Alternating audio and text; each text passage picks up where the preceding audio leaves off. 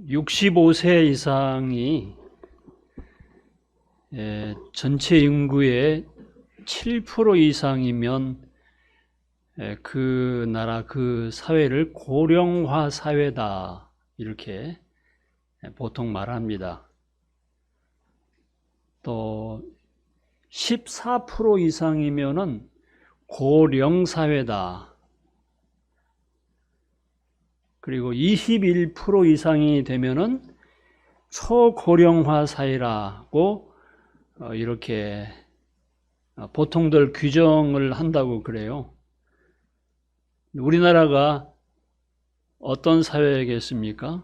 고령화, 고령, 초고령화, 이 셋 중에서 우리나라는 어떤 사회일 것 같습니까? 네? 고령화? 그랬으면 참 좋겠는데, 초고령화 사회로 진입을 이미 했습니다. 야, 또 어떤 분이 그런 얘기를 하더라고요. 눈 떠보니 선진국이다. 우리나라가 작년에 선진국으로 이미 들어섰습니다. 아시고 계시나요? 참 놀라운 일입니다. 이 일본보다도 10년이나 빠르게 초고령화 사회로 진입을 했답니다. 전 세계적으로 찾기 어려운 이런 유래인데요. 이 감사를 해야 될지. 창세기에 보면은 우리 인류의 첫사람 아담이 나오지요. 몇 살까지 살았겠습니까? 외워서 간직하고 계시지 않겠습니다만은 930세를 살다가 죽었습니다. 또 최고 오래 산 사람이 누군 줄 아세요? 무두셀라라고 하는 사람인데 969세를 살고 죽었습니다. 노아는 950세를 살고 죽었다. 성경에 이렇게 기록이 되어 있습니다. 역사 속에서 누군가가 1000살 가까이를 살았다는 주장을 믿는 것이 쉬운 일은 아닙니다. 왜냐하면 100살을 살면 장수한다고 여겨지는 시대에 사람들이 900살 이상을 살았다고 하는 주장을 의심 없이 받아들인다고 하는 것은 쉽지 않은 것이죠. 하지만 그 주장을 한 것이 다름이 아닌 하나님의 말씀인 성경입니다. 사람들이 그것을 믿기 어려워하는 그 이유는 간단하지요. 왜냐하면 지금 현재 그렇게 오래 사는 사람들이 없기 때문입니다. 노아 홍수 이전에 사람의 평균 수명이 몇 살이었느냐 하면은 910살이었습니다. 노아의 홍수 이전에 셈이라고 하는 사람이 몇 살을 살았느냐 하면은 600살을 살았습니다. 아드박삿이라고 하는 사람은 몇 살 살았느냐? 438살을 살았습니다. 그 후에 벨렉이 239세, 아브라함은 175세를 살았습니다. 야곱은 몇 살이었냐면은 147세. 그 아들 요셉이 110살을 그렇게 살았습니다. 무슨 얘기를 하냐면은 노아 홍수 이후에 점점 수명이 짧아졌다고 하는 것을 말해주는 것입니다. 그리고 출애굽 당시의 평균 수명이 시편 90편의 모세의 기도에 나타나 있는 대로 70이요 건강하면 80이다. 이렇게 단축되어 가지고 오늘날의 평균 수명과 비슷합니다. 언제부터였냐면은 모세 시대 때부터 지금까지 이렇게 사람의 평균 수명이 70 내지 80 이렇게 된다고 하는 것입니다. 그런데 노아 홍수 이후에 인류의 수명이 왜 900세 이상을 살다가 100세로 짧아졌을까? 하나님께서 천지를 창조하실 때 둘째 날 무엇을 창조하셨냐면은 물을 창조하셨어요. 그 물이 나누셨습니다. 어떻게? 궁창, 하늘의 위의 물과 하늘 아래 물로 나누셨습니다. 우리가 하늘 아래 물은 바다라든가 강이라든가 이런 곳에 있지 않습니까? 생각하는데 무슨 하늘 위에, 궁창 위에 물이 존재했다는 것에 대해서 우리가 상상을 참 하기가 쉽지 않지요. 그런데 분명히 성경은 하늘에 위에 물이 있었고 하늘 그 아래 물이 있었다. 물이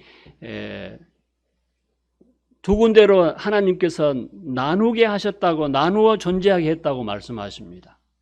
그러니까 지구가 이렇게 둥그런데 지구 안에 물이 있었고요. 그리고 지구 밖에 물띠가 이렇게 형성하고 있었다고 하는 것입니다. 아니, 지구 밖에 하늘 위에 무슨 물띠가 있었을까? 이렇게 이제 생각해 보실 수 있을 것인데, 그런데 지금은 존재하지 않습니다. 그 물띠가. 언제 그 물띠가 사라졌나요? 그렇습니다. 노아의 홍수 당시에 하늘 위에 있는 그 물이 땅으로 완전히 쏟아진 것입니다. 증명할 수 있는 것이요. 창세기 한번 열어보시면은 7장에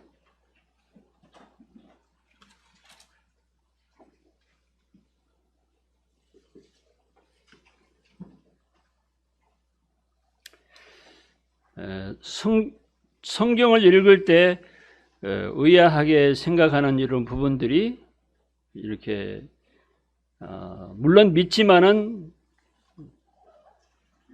조금 더 이해할 수 있으실 것이고요. 또 이런 사실들을 전혀 믿지 못하는 사람들을 오늘 이 시간에 여기에 계신다고 한다면은 믿을 수 있는 그런 시간이 될 수 있기를 바랍니다. 창세기 7장 11절에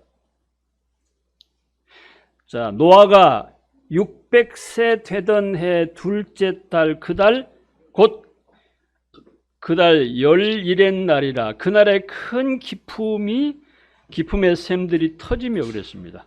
샘들이 터졌다고 하는 것은 땅에서 터진 샘을 말하는 것이고 그 다음에 뭐라고요? 하늘에 창문들이 열려 이렇게 그리고 12절에 40주야를 비가 땅에 쏟아졌더라. 40일 동안 밤낮으로 하늘 위에 있는 그 물이 땅으로 쏟아졌더라고 하는 이런 말씀이 창세기 7장 12절 말씀에 기록이 되어 있습니다.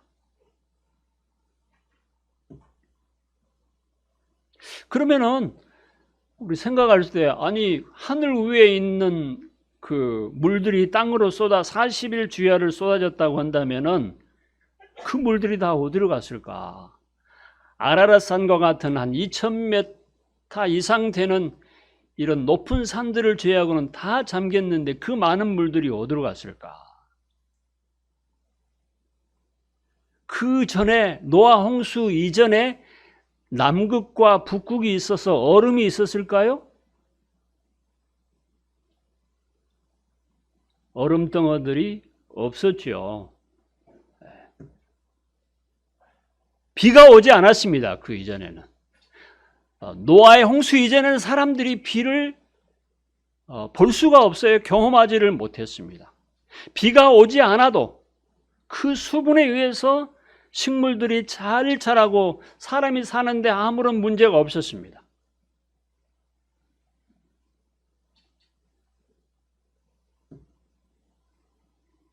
그 물들이 여러분들이 상식적으로 이제 좀 이해할 수 물론 있습니다만은 북극과 남극으로 다 바람을 불게 하셔서 거기에 얼음으로 지금 저장되어 있다고 하는 사실들입니다. 점점 지구 온난화로 인해서 물들이 불어나고 있다는 사실 여러분들 알고 계시죠? 그리고 섬들이 남태평양이라든가 이런 곳에 있는 섬들이 점점 잠겨서 없어지는 이런 현상들이 일어나고 있다는 사실도 여러분들이 뉴스를 통해서 아마 들어서 알고 계실 것입니다. 그러니까 창조 과학자들이 이 대기권에 물층이 있다고 한다면은 지구에 어떤 변화가 있는가를 연구해 보았는데요. 그 연구 결과 놀랍게도 대기권에 물층이 있다면은 사람이 살기에 훨씬 좋은 환경이라고 하는 것입니다. 인간의 노화의 가장 큰 요소가 몇 가지가 있는데 그 중에 가장 큰 것이 태양에서 오는 빛이라는 것입니다. 수명이 짧아지게 된 원인이 말입니다. 노아 홍수 이후에 그 물띠가 없어지게 되므로 태양에서 오는 빛인데요. 이 빛 중에는 생명체에 이로운 빛이 있고 해로운 빛도 있습니다. 지금은 해로운 빛이 더 많다고 하는 것입니다. 전문 용어이기는 합니다만은 감마선이라든가 X선이라든가 자외선이라든가 가시광선, 적외선, 자외선, 적외선만 좀 들어보신 것 같으죠? 마이크로파 이런 전파들이 있는데 이 가운데 자외선이라든가 X선이라든가 감마선 이런 빛들은 생명체들을 병들게 하고 죽게 하는 이런 해로운 빛이라고 하는 것입니다. 특히 감마선을 다량으로 맞게 되면은 생명체가 녹아버립니다. 이 감마선이라는 이 빛은요, 핵폭탄이 이렇게 터질 때 나오는 그 빛을 말하는 것입니다. 만약에 X선도 임산부가 그 X선을 쬐게 되게 되면은 기형아가 나올 수 있고 암에 걸리는 위험도 생기는 또 여러 가지 질병을 유발시키는 이런 빛이라고 하는 것입니다. 그런데 현재 지구는 이로운 빛보다는 해로운 빛을 더 받고 있다는 것이죠. 심지어 계속해서 오존층이 파괴되면서 해로운 빛이 더 들어오고 있고 그로 인해서 자외선 차단 크림 같은 것이 나오게 된 것입니다. 여러분 선크림 다 한두 개씩은 가지고 계시죠?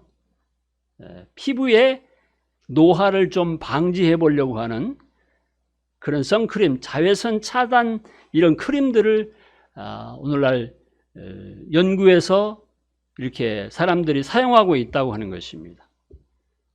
우리 속담에 그런 속담이 있지요. 봄 햇볕에는 며느리를 내보내고 가을 햇볕에는 딸을 내보낸다. 여러분들 봄이 이제 되어오게 되면은 자외선이 아주 강해지는 이런 때입니다.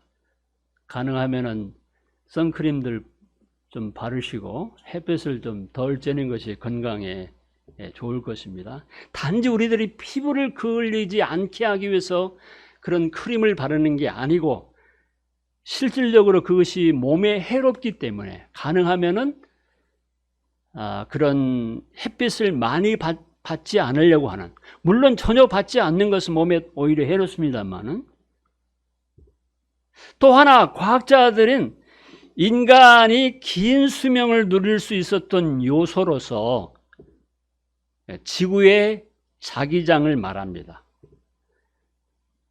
여러분, 중고등학교 시절에, 물론 초등학교 과학 시간에도 나올 수 있습니다만은 배운 바가 다 있을 거예요.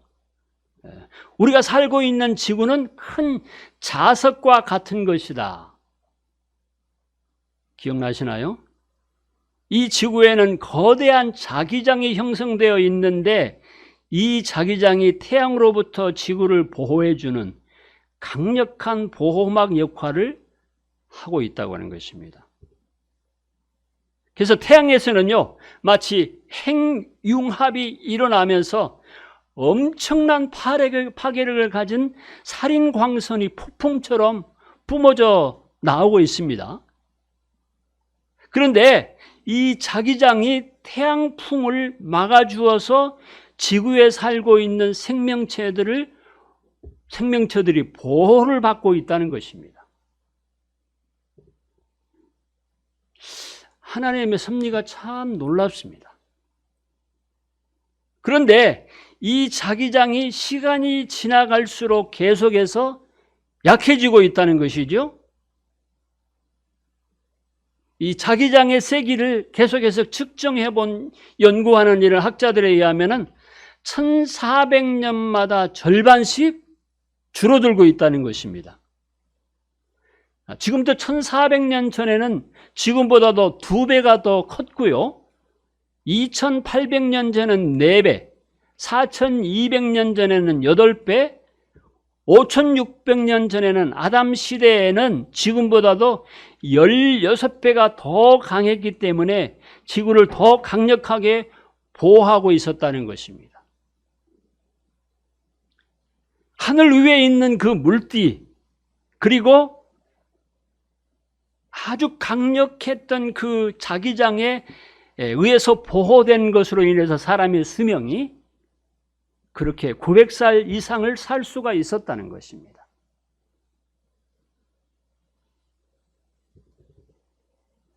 조금 이제 이해에 도움을 좀 우리가 받을 수 있는데요. 그러면은 이 시대에 최대한 몇 살까지 살 수 있을 것 같습니까? 이 시대에.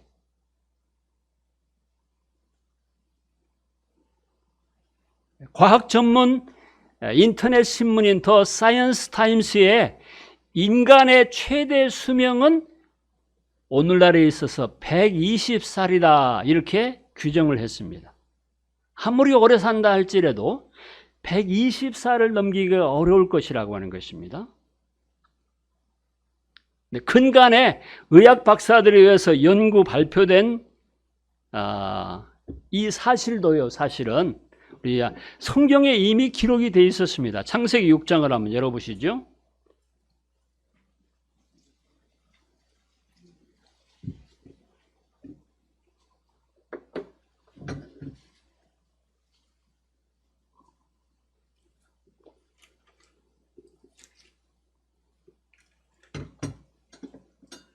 창세기 6장 3절입니다.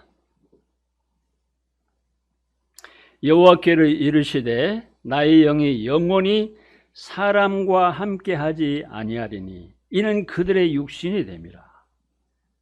그러나 그들의 날은 120년이 되리라 하시니라. 이미 하나님께서 수천 년 전에 노아 홍수 그 이후에 사람이 수명이 120년을 넘기지 못할 것이라고 말씀해 주고 있습니다.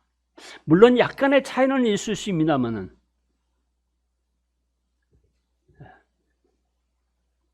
만약에 이 말씀이 문자 그대로 사실임이 맞다고 한다면은 나머지 하나님의 말씀인 이 성경 구절도 역시 우리가 믿음으로 받아들여야 되고 이것이 바로 합리적인 이런 생각일 것입니다. 여러분, 창세기 1장 1절에 태초에 하나님이 천지를 창조하시니라고 말씀하셨습니다. 이 한 말씀을 가지고도 변화를 받은 사람들이 많이 있습니다. 어떤 데가 간증을 들어보는데요. 물론 예수님의 십자가의 구속사역을 알고 있는 사람이었습니다만은 그가 어느 날 창세기 1장 이 말씀을 읽다가 거듭난 이런 경험을 간증으로 말하는 걸 들은 적이 있습니다. 그럴 수 있을까요? 시편 기자는 시편 19편 1절에서 하늘이 하나님의 영광을 선포하고 궁창이 그의 손으로 하신 일을 나타내는도다라고 말하고 있습니다. 또 창세기 2장을 한번 열어보시겠습니다. 7절입니다.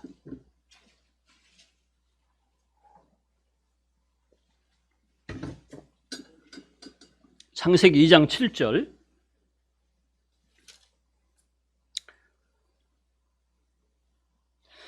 어떤 사람들은 부정적으로 이 성경을 읽다가 비웃고 믿지 않고 덮어버리는 이런 사람들이 있습니다. 창세기 2장 7절에 보면은 여호와 하나님이 땅에 흙으로 사람을 지으시고 생기를 그 코에 불어넣으시니 사람이 생명이 되니라.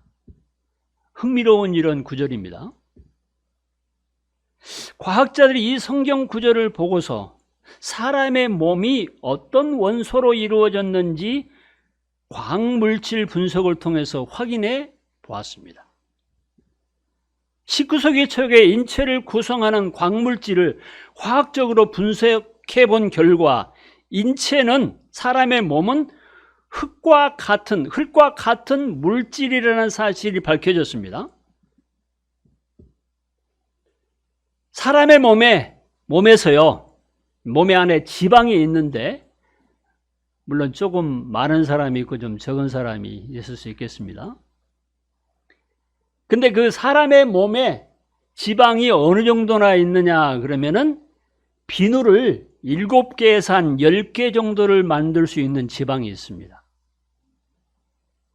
또 성냥개비를 한 2200개비 정도를 만들 수 있는 인이 이 사람의 몸 안에 있습니다. 또 못 하나, 조그마한 한 2, 3cm 정도의 못 하나를 만들 수 있는 철분이 있습니다. 또 한 숟가락 정도의 유황이 있고요, 석회가 있고 탄소가 있고 비철금속이 또 있는 30g 정도의 비철금속. 이 비철금속이라고 하는 것은 철이 아닌 금속을 말하는 것입니다. 예를 들어서 알루미늄이랄지,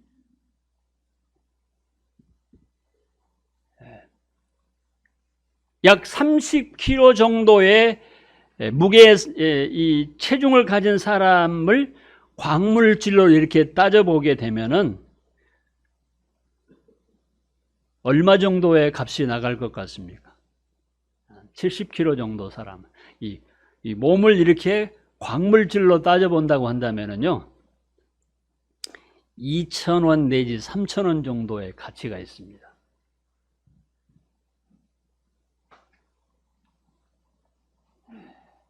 물질적으로만 따진다고 한다면 영혼이 없는 우리 육체는요, 통닭 한 마리 값도 안 돼요. 왜 인간이 존귀한 겁니까?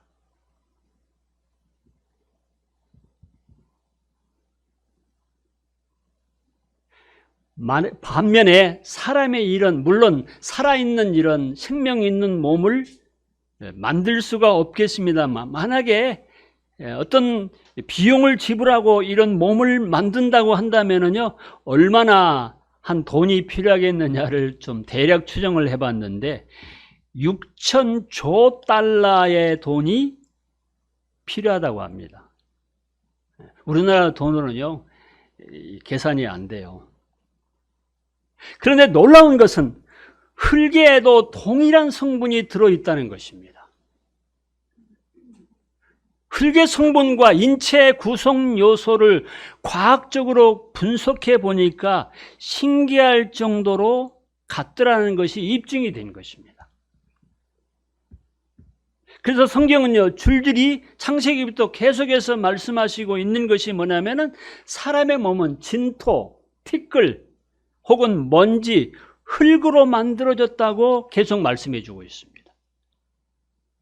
시편 기자에도 아비가 자식을 긍휼히 여긴 같이 여호와께서 자기를 경외하는 자를 불쌍히 여기시나니, 이는 저가 우리의 체질을 아시고 우리가 단지 먼지, 진토, 흙, 티끌뿐인 것을 기억하심이라고 말씀해 주고 있습니다. 이 화학적인 분석법이 개발되기 그 수천 년 전의 성경은 사람의 몸이 흙으로 만들어졌다고 기록했습니다. 그래서 이 육체가 어느 날 죽게 되면은 흙으로 분해가 되는 것입니다. 인간이 존귀한 존재인 그 이유가 어디에 있겠습니까? 말할 것도 없이 우리의 속사람인 이 몸 안에 영혼이 있기 때문이라고 하는 것입니다. 그래서 야고보서는 영혼 없는 몸이 죽은 것 같이 그랬습니다. 사람은 흙으로 만들어진 몸과 하나님께서 넣어주신 생기, 곧 영혼으로 이루어진 존재인 것입니다. 그래서 성경은 이 몸을 겉사람이라고 말씀하고 있습니다. 그리고 이 몸 안에 있는 영혼을 속사람이라고 말씀해 주고 있습니다.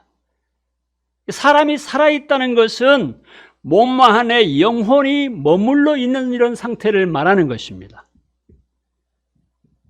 자, 예를 들어서 눈물을 한번 생각해 볼까요? 눈물은요, 육안으로 이렇게 보게 되면 그냥 몇 방울의 이런 물입니다. 그렇죠? 그것을 화학적으로 분석해 보면은요, 그 눈물은 여러 가지 성분이 들어 있습니다. 우리 같은 사람들이야 잘 모르겠습니다만, 실제로 그 성분을 조사해 본 사람, 그 조사에 의하게 되면은 그 눈물, 물로 보이는 그 눈물 안에 여러 가지 것이 함유되어 있다고 하는 것입니다. 놀랍죠? 눈이 하루에 몇 번 정도나 깜빡인 줄 혹시 세어보셨나요? 대략 한 2만 번 정도 깜빡인다고 합니다. 이것도 참 놀랍죠. 그런데 만약에 우리가 의식적으로 2만 번을 깜빡아 세면서 이렇게 2만 번을 깜빡인다고, 그렇게 하루를 산다고, 2만 번 정도는 깜빡해야만이 눈이 보호된다는 사실 때문에 세면서 계속 2만 번을 깜빡인다고 생각을 해 보십시오. 그리고 눈에 이제 안약을 이렇게 넣으면서, 안약이 아니죠, 뭐죠? 이런 걸 넣으면서, 물을 넣으면서, 눈물이 그냥 물로는 안 됩니다. 식염수라고 그런가요? 그 안에 식염수, 눈물의 성분이 담겨 있는 물을 집어넣으면서 2만 번을 깜빡이고 하루를 지낸다고 한다면 얼마나 답답한 일이 되겠습니까? 그런데 그 눈물 안에 꼭 필요한 성분이 들어있고, 그것을 2만 번 정도를 자연스럽게 깜빡여 주는 것으로 인해서 이 눈이 보호되고 있다는 사실입니다. 그러니까요, 이런 것들 우리가 성경 속에서 찾아볼 때 하나님이 놀라우신 분이라고 하는 것입니다. 뭐 이것만 말하겠습니까? 그런데요, 그 한두 방울의 눈물 속에는 또 다른 것이 있다는 거예요. 그 슬픔이 그 안에 담겨져 있을 수도 있습니다. 왜 슬픔은 눈물이 나올까? 그냥 물방울이 아니고 어떤 성분이 들어있는 것뿐만 아니고, 눈을 보호해주는 성분이 들어있는 것뿐만 아니고, 그 안에 사람들의 감정도 내포되어 있다고 하는 것입니다. 마음의 고통도 거기에 내포되어 있습니다. 기쁨도 감격도 용해되어 있다는 사실입니다.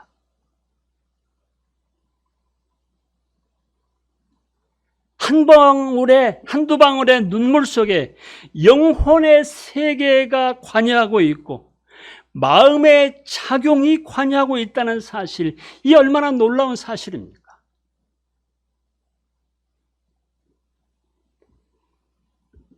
이것이 우리 안에 있는 영혼까지 그 눈물로서 표현해내고 있다는 것입니다. 육체는 태어나서 자라고 늙고 병들고 손상을 입어서 장애가 발생하기도 합니다. 그렇다고 해서 다른 사람이 될 수는 없습니다. 그런데 속사람인 그 영혼은 바뀌지 않습니다.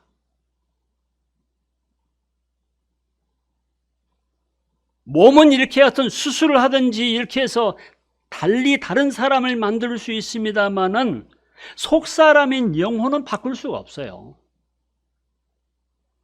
그리고 영혼은 잠들지 않습니다. 영혼은 어떤 면에서 쉬지도 않습니다. 그것이 어떻게 잠잘 때도 꿈을 꾸는 이런 경우가 있지 않습니까? 육체가 소중한 그 이유가 있다면 그것은 영혼이 머무는 집이기 때문인 것입니다. 아까 말씀드린 대로 야고보서 2장 26절에 영혼 없는 몸이 곧 죽은 것이라고 말씀해 주고 있습니다. 이 말씀 한 구절 한 구절 속에 여러 가지 이 말씀이 내포되어 있는 것입니다. 그리고 또 다른 성경인 고린도후서 5장 1절에 보게 되면은 우리 육체를 가리켜서 땅에 있는 장막집이라고 이렇게 말씀했습니다. 그러니까 우리 영혼이 이 흙으로 만들어진 이 집에서 한 7, 80평생 오래 살면은 120년 동안을 살다가 그 다음에는 또 다른 이런 집으로 이사를 하게 된다는 것이죠. 이것이 바로 죽음인 것입니다. 땅에 있는 이 장막집, 즉 우리 육신이 무너진다고 모든 것이 끝나는 것이 아닌 것입니다. 육체가 무너지고 나면은 우리 영혼은 영혼의 주인이신 하나님께로 돌아가게 되는 것입니다. 왜냐하면 이 몸은 흙에서 왔기 때문에 흙으로 돌아가는 것이고 하나님께서 우리 안에 부어놓으신 영혼은 생기는 다시 하나님께로 돌아가게 된다는 것입니다. 우리는 보통 천국 지옥에 대해서요 이렇게 실감을 못하는 것이 뭐냐면 이 몸만 생각하기 때문에 그렇습니다. 옛날에 어떻게 90살 이상을 살았겠느냐 하는 것도 성경에 물띠가 형성되어 있고 실제로 이 지구가 자기장에 의해서 보호되고 있다는 사실을 모르게 되면은 또 그것이 계속해서 약화되고 있기 때문에 지금 수명이 짧아지고 있다는 사실을 전문가들에 의해서 말하기 전에는 그냥 자기 이해력 때문에 못 믿는 것입니다. 그런데 오늘날에 와서 연구되어지고 발표되어지기 그 수천 년 전에 성경은 정확하게 인간의 수명에 대해서도 이렇게 짧아져 가는 그 이유에 대해서도 분명하게 규명하고 있다는 것입니다. 우리의 참사람, 이 영혼이 의로우신 재판장이신 하나님 앞에서 심판을 받게 될 것입니다. 죄인은 영원한 고통과 저주의 장소로 가게 될 것이고 의인은 영원한 안식과 기쁨이 있는 나라로 가게 된다고 하는 것입니다. 바로 이것이 성경에서 말하는 영원한 지옥과 영원한 천국이 되는 것입니다. 이 영혼은 육체 안에서 지금 현재 살아가는 보통 70년이나 건강한 사람은 80년을 살아갑니다. 그리고 최고 120년 정도를 살아가게 될 것입니다. 그러므로 끝이 아니고 그 영혼이 이 겉사람, 장막집을 벗어서 다른 이런 몸을 입게 된다고 하는 것입니다. 영원한 세계에 들어간다고 하는 것입니다. 흙으로 만들어진 이 몸은 단지 흙으로 돌아갈 뿐이라고 하는 것입니다. 중요한 것은 우리의 참사랑이 뭐냐? 몸이 아니고 영혼인 것입니다. 오늘 결론적으로 말씀을 드릴 수 있는 것이 뭐냐면 성경은 하나님의 말씀이다. 진실하신 하나님의 약속이다. 신실하신 하나님의 말씀이다. 성경은 거짓된 인간의 말이 아닙니다. 거짓이 없인 하나님의 말씀입니다. 우리가 믿는 것은 다른 것이 아니고 철학이라든가 사람의 사상이 아니고 사람들의 말이 아니고 하나님의 이 말씀을 믿는 것입니다. 우리가 신뢰하는 것도 우리가 의지하는 것도 하나님을 의지하는 것이고 하나님을 신뢰하는 것이고 주 예수 그리스도를 신뢰하는 것입니다. 주 예수 그리스도를 믿음으로 말미암아 우리 영혼이 구원받게 되는 것이죠. 사람의 생각이나 사상으로 구원받을 수 없습니다. 사람의 어떤 의식으로, 종교적인 의식으로 구원받을 수가 없습니다. 분명히 성경은 우리에게 구원받을 수 있는 길에 대해서 말씀해 주고 있습니다. 성경이 하나님의 감동으로 된 하나님의 말씀이라는 것은 거짓말 하실 수 없는 하나님께서 1600년간에 걸쳐서 40여 명의 기자들에게 여러 다양한 사람들을 통해서 세 가지 언어로 히브리어와 아람어와 헬라어로 기록하게 하셔서 수천 년 동안 고쳐지지 않고 전해지게 하셔서 사람들로 하여금 믿고 결론적으로 구원받게 하신다고 하는 것입니다.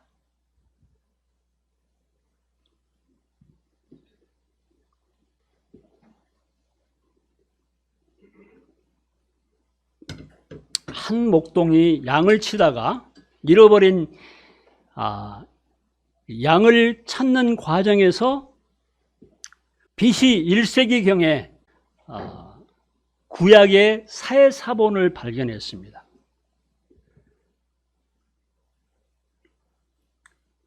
그런데 그 구약의 사해사본이 오늘날 우리가 보고 있는 이 성경 완전하게 동일한 성경입니다.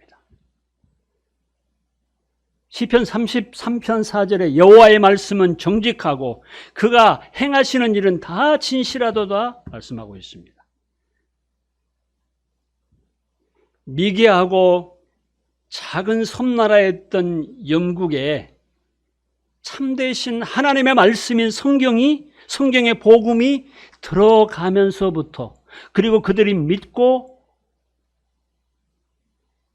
믿으면서부터 세계 최강인 대영 제국이 된 사실을 우리가 알고 계시죠. 대영 제국을 부흥시켰던 빅토리아 여왕은 영국은 성경 위에 세워졌다고 이렇게 말했습니다. 원래 이 노르웨이나 스웨덴, 핀란드 이 사람들이 바이킹족이었습니다. 복음이 들어가지를 않았어요. 정말 그 역사를 보게 되면은 그런데 그 나라에 복음이 들어가서 사실상 세계 최고의 선진 복지 국가들이 되었습니다. 하나님의 말씀인 성경을 믿고 하나님을 경외하는 청교도들이 세운 나라가 어디입니까? 미국입니다. 그들이 들어가서 미국 땅에 가서 세계 최강의 나라를 만든 것입니다. 사실 결국은 하나님께서 그렇게 하신 것이죠.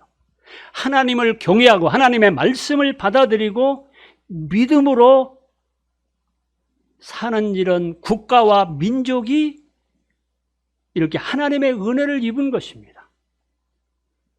사실 우리나라도요, 150년 전까지만 해도 어떤 나라였습니까? 선교사가 들어오기 전까지면 어떤 나라였습니까? 우리가 150년째를 살아보지 않았기 때문에 잘 모를 수 있습니다만 지금부터 100년 전, 한 60, 70년 전만 해도 어떤 나라였습니까?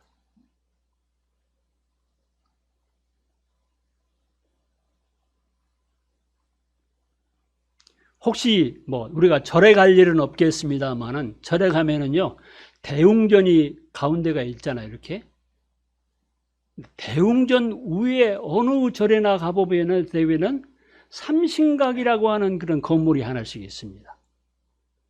뭔 줄 아세요, 그게?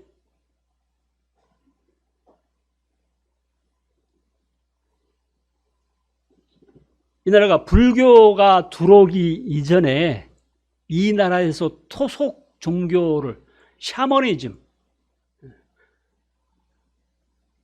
섬겼던 우리나라의 토속 종교와 불교의 어떤 다툼을 좀 완화시키기 위해서, 그러면은 절을 지을 때마다 삼신각이라고 그럽니까? 삼성각이라고 그럽니까? 그걸 먼저 짓고 그 다음에 대웅전을 짓겠다 이렇게 협의해서 우리나라에 있는 그 특유의 이런 그 절 안의 모습을 볼 수가 있습니다. 다시 말해서 그 이전에는요, 그냥 장독대에다가 물을 떠놓고 비는, 산신령을 섬기는, 역사적으로 우리가 알고 있는 사실, 하나님이 없었던, 하나님을 무시하고 모르고 그냥 막연한 하늘에다가 비는 이런 토속적인 종교심을 가지고 살았던 나라이거든요. 그런데 이 나라에 복음이 들어오게 되면서 하나님을 알고 하나님을 경외하는 이런 나라의 백성들의 의식이 영적으로 변화되면서, 사실은 지금 인구 대비 가장 많은 선교사를 파송한 나라가 대한민국인데, 언제부터요? 복음이 이 나라에 들어와서 믿음으로 하나님을 경외하고 구원받은 이런 역사가 일어난 때부터 동시에 이 나라 이렇게 비약적인, 눈 떠보니까 선진국이 되었습니다. 이거는 기적 그 이상이에요.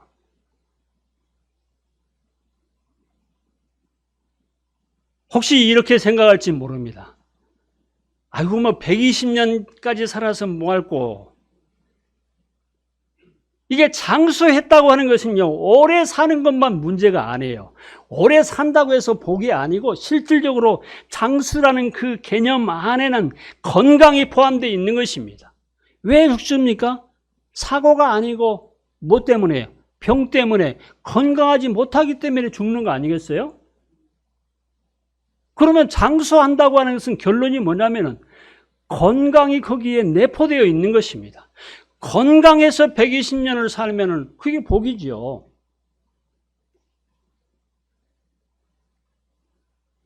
사실은 내가 그런 생각을 할 때마다 국회든 학교든 어떤 기관이든지 간에 행사 때마다 애국가를 부릅니다. 저는 들을 때마다, 부를 때마다, 부를 기회는 많이 없습니다만, 동해물과 백두산이 마르고 닳도록 하나님이 보호하사 우리나라 만세. 이렇게 노래를 부르는 나라는 없어요. 제가 막 찾아봤거든요. 이렇게 시작하는 이런 노래를 부르는 이런 나라는 없습니다. 북한은 말할 것도 없고요. 하나님 은혜로 하나님의 정말 보호하심 가운데 이 나라가 보존되고 있는 것입니다. 우리가 영육간에 이렇게 복을 받고 있는 것입니다. 물론 그렇게도 말할 수 있습니다. 지도자 덕분에 사람들이 근면하기 때문에. 그러나 우리 마음속에 정말 하나님에 대한 경외심이 일어나면서부터 이 나라가 이렇게 영육간에 복을 받고 누리게 되었다고는 사실입니다. 하나님의 말씀에 대한 경외심, 하나님의 말씀에 대한 믿음, 신뢰. 하나님을 사랑한다고 하는 것은요, 이 하나님의 말씀을 사모하는 것입니다. 하나님을 믿는다고 하는 것은 하나님의 말씀을 신뢰하는 것입니다. 성경 던져놓고 하나님 사랑합니다 말할 수 없어요. 하나님의 말씀 속에서 기도 가운데서 영적인 풍요가 있는 것입니다. 이럴 때 이 안에 성령이 충만하게 임재해 계시는 것입니다. 구원받은 사람은 성령이 내주되어 있는데 이 하나님의 말씀을 통해서 성령이 충만해지는 것입니다. 성령이 충만해야 하면 전도하고 싶은 이런 마음도 생기는 것입니다. 우리의 모든 삶의 열매는 성령의 열매가 되는 것입니다.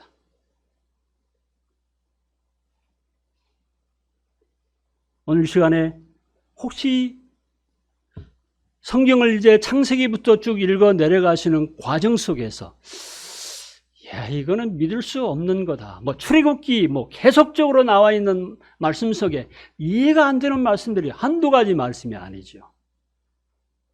그런 가운데서도 실질적으로 살아계신 하나님, 이 말씀이 역사하시고 우리 가운데서 충분히 이해되지는 않지만 믿어 의심치 않은 신실한 하나님의 말씀인 것을 여러분들 아시기를 바랍니다. 지옥도 천국도 영원한 구원도 마찬가지입니다.